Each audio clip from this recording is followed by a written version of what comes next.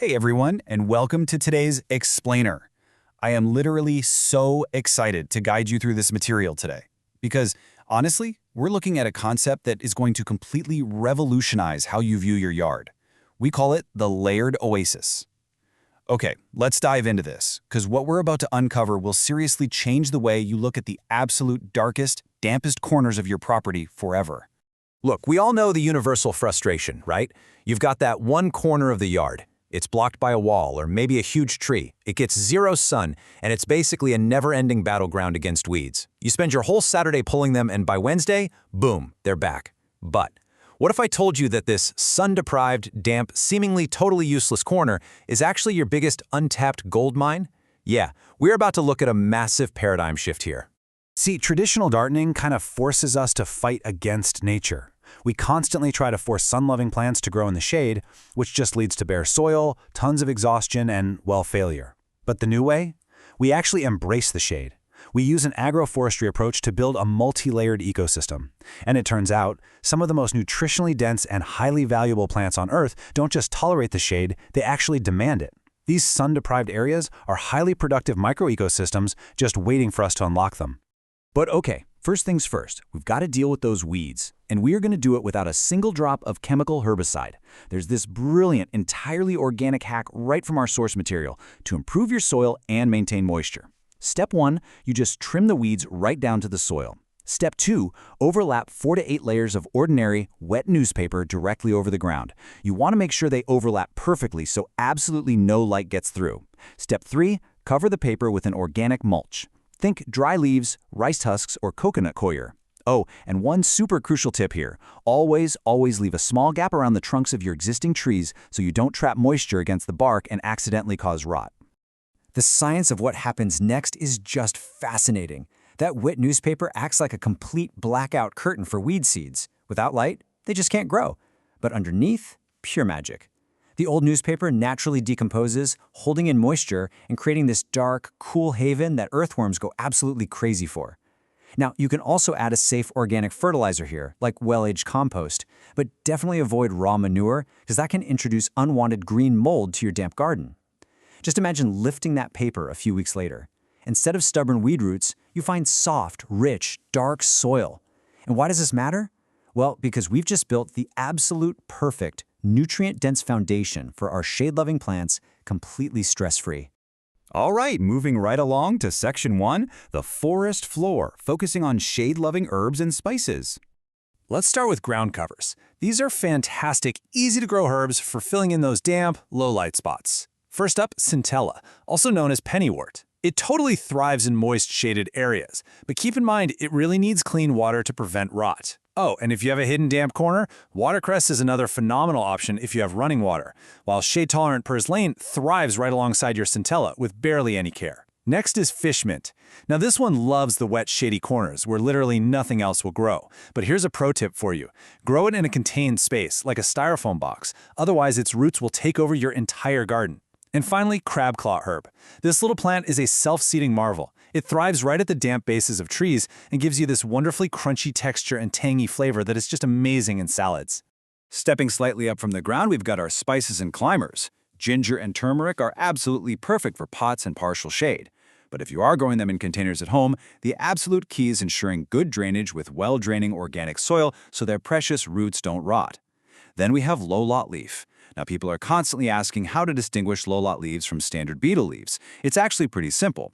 Standard beetle is sharper and often chewed, but low-lot, which is beetle pepper leaf, is softer, much milder, and absolutely perfect for wrapping and grilling meats.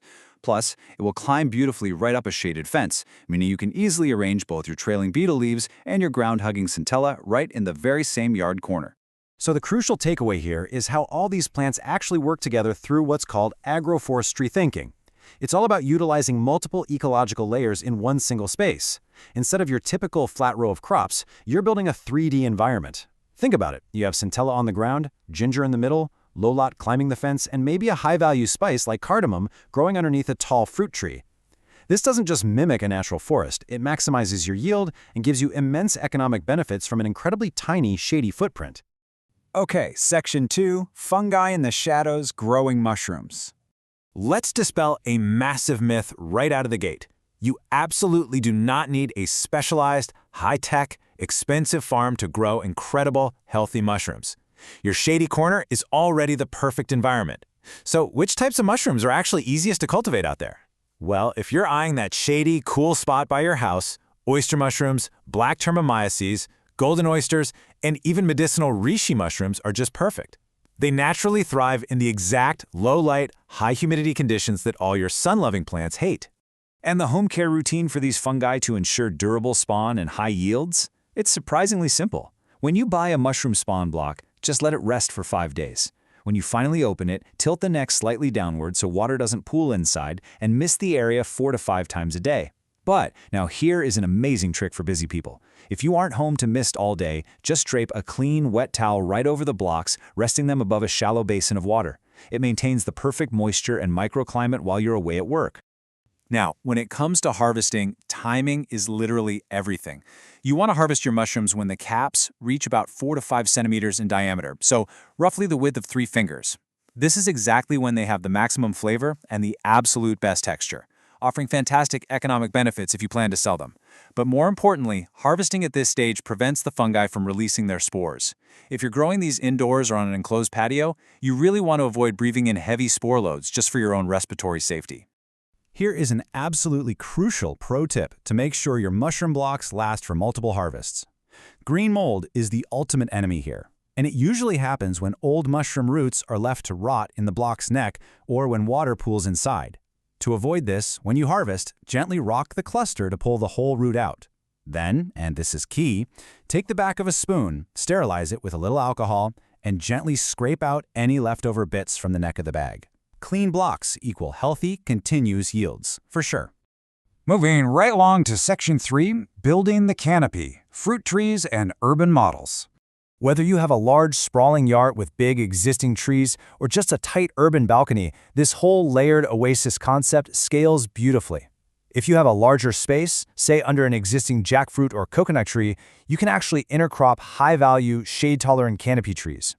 Mangosteen is incredible for this. In fact, yes, mangosteen trees absolutely should be intercropped because they actively require shade for their first 4 to 5 years of life.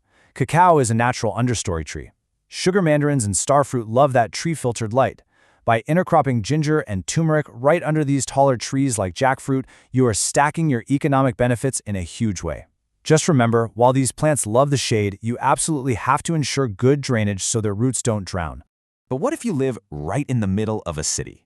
Well, this exact same layered forest effect can be completely replicated on a standard concrete balcony with some incredibly clever modern vegetable growing models.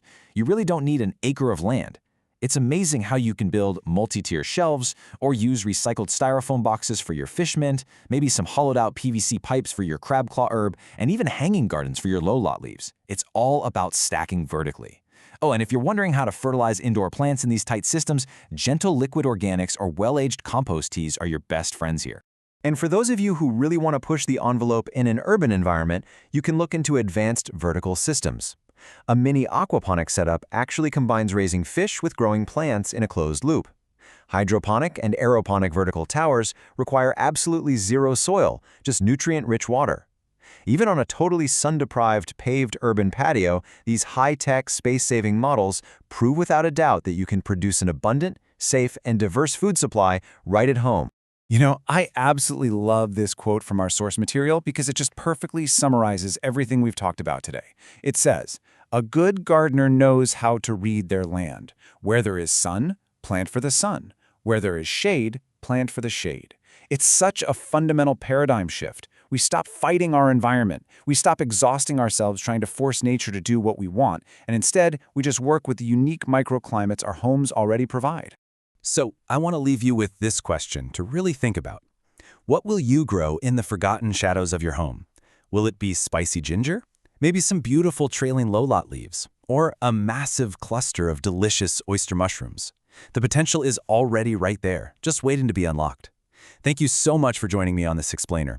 I really hope you feel empowered to go out there and transform those dark corners into untamed, thriving ecosystems. Until next time, happy growing!